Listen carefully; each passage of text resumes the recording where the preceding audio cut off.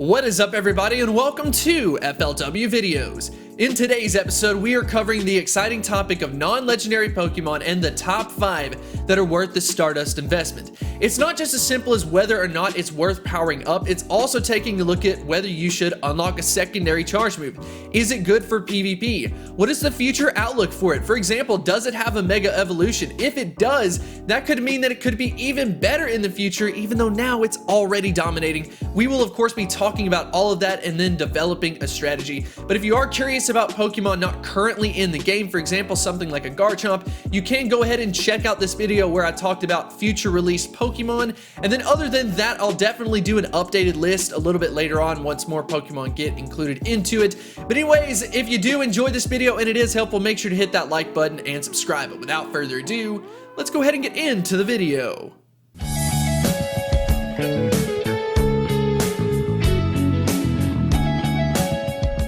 So as you can imagine, picking a top 5 list is extremely difficult to do, so there are of course some runner-ups or some honorable mentions that should be on this list. So if you don't see one that you think should be, definitely let me know in the comments section below. But let's go ahead and start this off with a hard one, and at the number 5 spot is actually a tie between Roserade and Sceptile.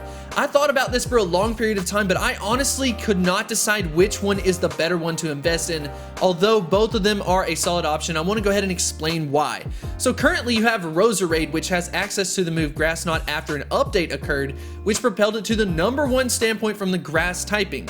Then at the same time, it was the number 1 from the poison typing perspective, which is absolutely awesome that it can dominate from 2 different typings. But there is trouble on the horizon though, because once Sceptile gains access to Frenzy Plant, if it does, then that means that Sceptile would move to the number 1 spot, but only from the grass typing perspective. And then there is also some future value out of Sceptile because it does have a Mega Evolution available to it. Although it does pick up the Dragon typing, I don't see it having that much of an effect from that type of standpoint. There's just so much competition from the Dragon typing, but a boost in the stats will definitely solidify it from the grass typing. Another point to bring up is how much it costs for you to unlock the secondary charge move. For both of these Pokemon, it is actually 10,000 Stardust. Well, at least on Roserade's side, if you have it as a Badoo, it's 10,000. But unfortunately, if you do evolve it, it will increase. And then on the Sceptile side, regardless of the evolution, it remains at 10,000 Stardust. So unlocking a secondary charge move is actually a fairly good idea for both of these Pokemon. But like I said, I was really struggling as to say which one of these two you should absolutely invest in. So I'm going to go ahead and pass that off to you. Definitely let me know in the comments section below. Are you Team Roserade or are you Team Sceptile? So let's go ahead and move on to the next Pokemon. This is definitely a fan favorite. People were so excited once this got released into the game, and that is Mamoswine. So when we talk about Mamoswine, Mamoswine got propelled to the number 1 spot from an ice typing attack perspective, which is absolutely amazing for it to be able to do that. There is some flexibility in the moveset. If we were to take a look at that, it does have access to a double ground type moveset. It also has access to a special Community Day moveset of Ancient Power. And for those of you who aren't familiar with that, it is a stat-inducing move that can boost up the stats depending on just kind of like luck and randomness to it, but it can boost the stats. So a lot of people are like, well, wait a minute, let me go ahead and use that in PvP, and there's definitely a place for that. So at least for this Pokemon, it does good from the rating type perspective, especially versus like a flying dragon type.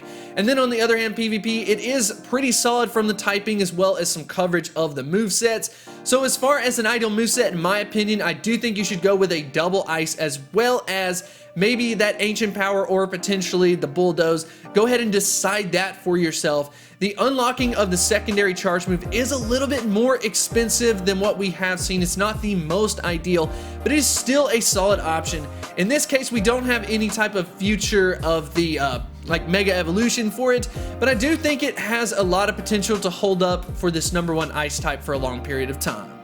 In at the number 3 spot is by far one of my favorite Pokemon in the game, and that is Machamp. Oh my gosh, Machamp has just seen so much success in the game. It is a number 1 attacker from the fighting type standpoint, but the amount of things that have gone well for Machamp has just been absolutely outstanding. And I'll go ahead and explain one of the things that's just kind of cool about it. First things first, as far as the moveset is concerned, it had the absolute most ideal moveset that you want to have from the fighting type, with dynamic punch as well as counter, right? Well then, a long time ago, as far as a legacy move is concerned, it had access to the move Stone Edge, and that helped give it coverage versus the flying type, which it is weak to. So I actually had one of those, had a legacy Machamp, but then there ended up being an update where, because of the new moveset becoming available, Machamp got access to the move Rock Slide. And Rock Slide is so much better than Stone Edge. So here you are in a situation where you've got the #1 fighting type Pokemon, so it's good from a rating perspective. Then you have a coverage moveset that you can unlock, which will give you some coverage versus flying type Pokemon. So all of a sudden, it is becoming a Pokemon that in PvP is an absolute monster, especially in like the Masters League or maybe even the Ultra League as well. So I'm personally very excited about this Pokemon. It will cost a little bit of Stardust to unlock the secondary charge move, but the good news is a lot of people have probably already developed a Machamp team, have the ideal movesets, so then you just have to just say, hey, it'll probably be good for me to unlock this as opposed to gaining a new one and then powering it up. You'll definitely save Stardust in the future.